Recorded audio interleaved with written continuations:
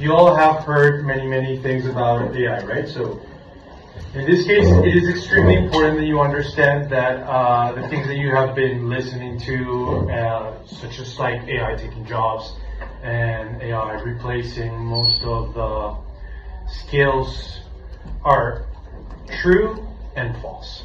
So there's a lot of myth surrounding this precise subject. It is very important that you start talking about it, because it is without a doubt an ugly truth. It is a very concerning thing that many of you have been shielded from the fact that you are going to through college, you're going to be graduating in the next upcoming years. And it's going to be very difficult for you to adapt to a world that is constantly changing.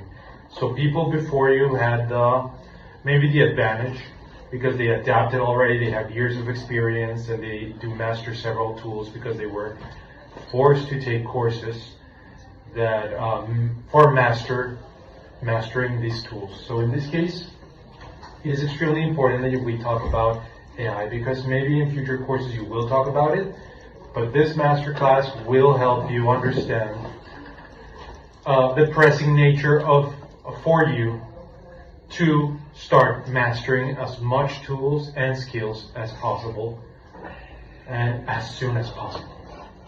So in this case, what is AI? Does anyone know the answer? Like, can anyone give me a definition of how AI works, or what is AI? Is it an all-seeing being, omnipresent, omnipotent, that knows everything? I would say it's more like a tool. Like it's something. It's like an add-on. It doesn't do everything, but it can help you. It's like comparison to like, oh, the PowerPoint can make you give a presentation better than just speaking, like something like that. Interesting. Yeah, that's a good definition. Anyone else? Any other definition? Good. So first of all, AI is not, as you said, it's not present everywhere. It is not something that can do anything and everything. It is not a search engine, but it does scavenge the internet for the most appropriate answer. So in this case, none of the information you receive when you ask ChatGPT or Claude or a Grok, any AI that you use, none of it is original. It has all been created previously by someone, like a researcher, like a scientist. Everything that Claude or ChatGPT answers has already been created by someone, and most likely is copyrighted. So a very good definition of AI is a plagiarism machine. It just combines a lot of answers to create a perfect answer suited to you. So it's personalized. In this case, I don't get the same answers as you get, the answer that you get, because it's tailored to your unique experience based upon previous searches and your unique specifications, including location, including your age, your previous searches, and probably the things that you will be attracted to in the near future. So that's what AI is. It is an intelligent being that scavenges the internet for the most appropriate answer. However, it is not original content, and it's not really created, even though most people believe it is. So it is very important that you start creating a persona inside of you that's specialized in one specific skill or path or tool, because that's how you stay relevant. So leverage in this AI-driven world is very difficult to acquire. But if you are that person that manages to gain one or two or three tools that no one else can manage that easy, you're going to become extremely relevant compared to the absolute rest of the world. So first of all, some statistics. Again, they're kind of ugly. Most of you have were not being told the truth previously, because without any doubt, the data and the statistics are backing up the fact that AI is taking jobs and it's replacing humans in the corporate setting, in the educational setting, entertainment setting, and many other markets and industries that you don't really imagine yet being overwhelmed by AI, but it will happen in a very near future. So two things happened this week in the world. The first one, and very relevant, was China banning the replacement of humans by AI. So they decided to take action and stop replacing people like it's going on around the world for the fact, or by the fact that AI is being implemented into entire departments and teams and replacing tasks. So in this case, what China did was to notice that their entire population is not well adjusted for change. So in this case, they had to ban it. And if you're going to use AI in your company, you got to justify it first. Tell the government what you're doing with that AI, which AI are you using, and the people who are being forced to be replaced, they have to be placed again in another department that is suited for their own skills. So that is a very direct intervention from the government to the market. Quite opposite, the second thing that happened was in the US. The fact that the US is now rooting for self-correction market. So when Adam Smith published The Wealth of Nations, he talked about, or he advocated for the fact that the market will always self-correct or self-adjust without the intervention of the government. So that is where the liberal ideas come from and capitalism come from. In this case, the US is rooting for that. Without any doubt, a lot of people are going to be misplaced by AI. And it's going to become a real social issue. So instead of being just a replacement, as you mentioned, of tools, repetitive tasks, it's going to be people losing jobs and people having to adapt. So some of the statistics that are the most relevant today, this is current. 85 million people currently are being displaced, and it's estimated that it's going to be by 2030. This 85 million people are going to have to either find a new job or give up. 47% of the current U.S. jobs are at a high risk of automation. This means that the AIs that we know, and maybe some of them you haven't heard about just yet, are already replacing entire market settings. So even though it's a risk, it is estimated that this year, throughout this year, and next year also, there's going to be a huge, massive displacement of people. Around 47% of the people will have to change their jobs somehow, or adjust it, or gain a new skill, or go work somewhere else where their skills are useful. On the good side, depending on how you see it, $15.7 trillion are going to be added by 2030 to the GDP, the global GDP.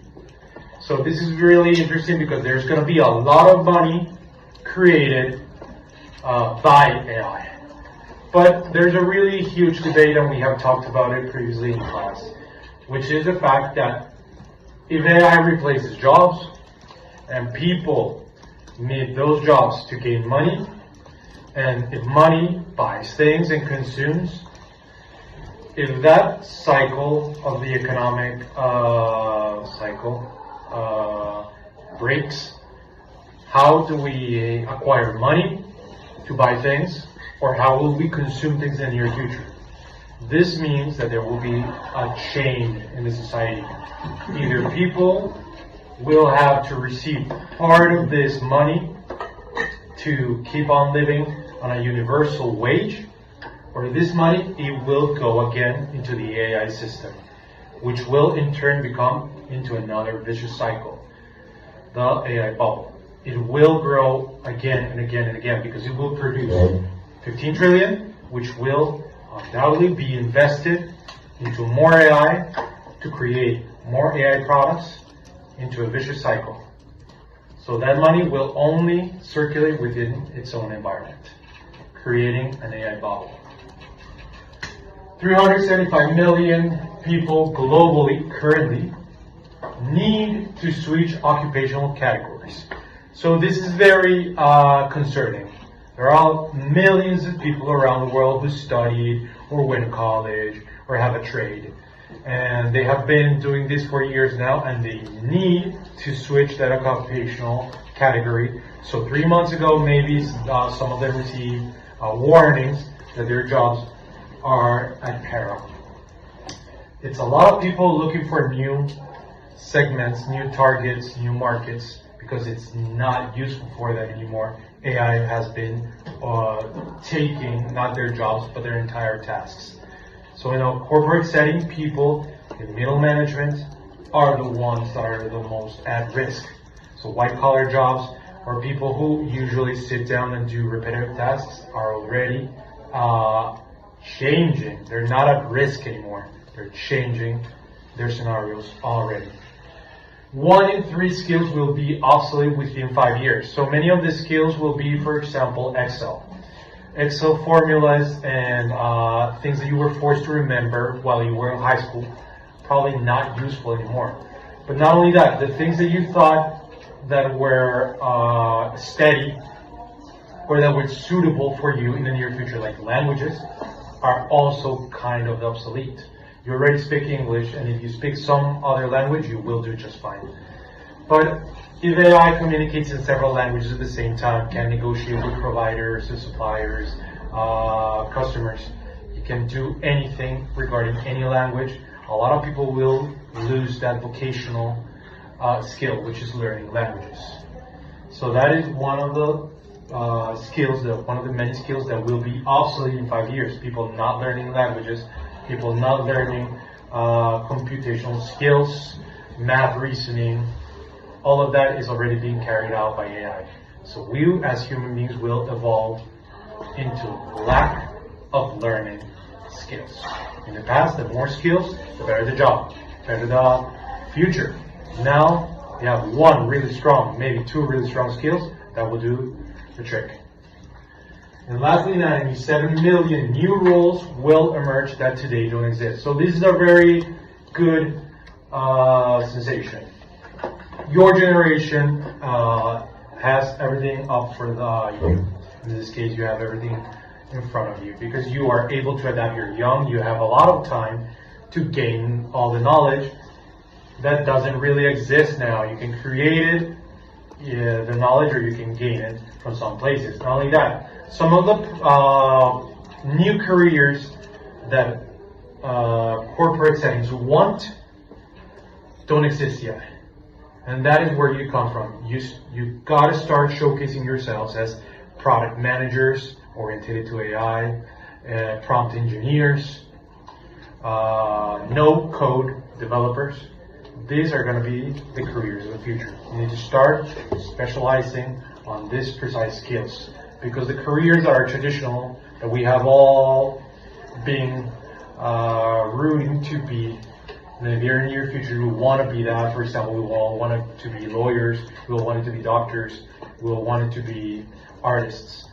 Many of us will not have that access anymore because AI can now replace just as fine as professionals. Maybe not in 100%, but maybe 90% is fair to say.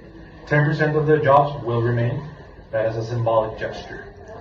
But 90% of them will have to change into a very new career. So this is the $1 million question. Are you the person who uses the tools or the person the tools replace? This is something that everyone around the world is asking constantly in their minds. It is very, very concerning that a lot of people don't know the answer to this. Do you have a skill that only you have? Are you the person in the business that the entire team relies on? Are you the leader of the group? Are you a person that can be easily replaced by an AI? So in this scenario, there are many entire markets at risk, but most importantly, entire countries. This is what we have been talking in class, which is the classic Dutch flu. Is when an entire economy centers upon one specific service or product. So in this case, when that specific product starts lacking or scarcity, or in this case being replaced, the entire economy will crumble. So I have three really good examples.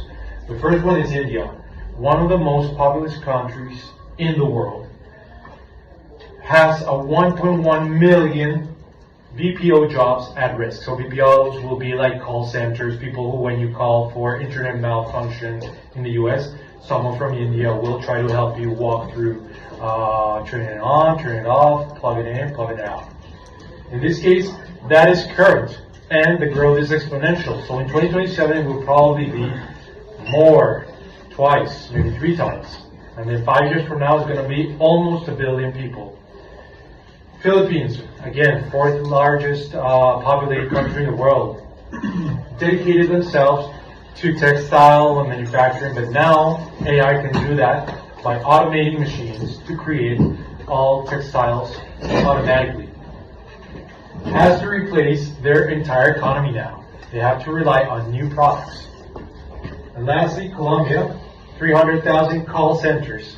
Not only that, and one person working means an entire family depending on one salary. So it's 300,000 families. In this case, they have to pivot to an entire new industry. They had an advantage, same as Mexico, which was a proximity to the United States, 3 hours by flight from Bogota to Miami. In this case,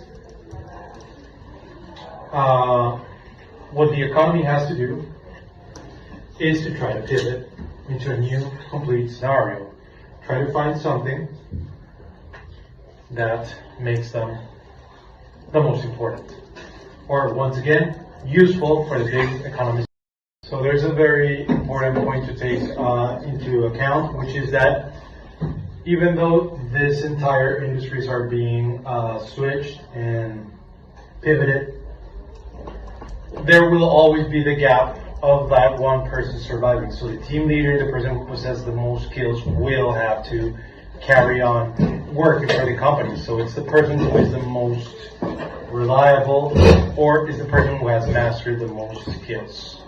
So there will always be a gap open. So this is a very good framework to understand what makes you, or should make you, important, but not important in the sense that you're unique. No, it's in the sense that you handle transition.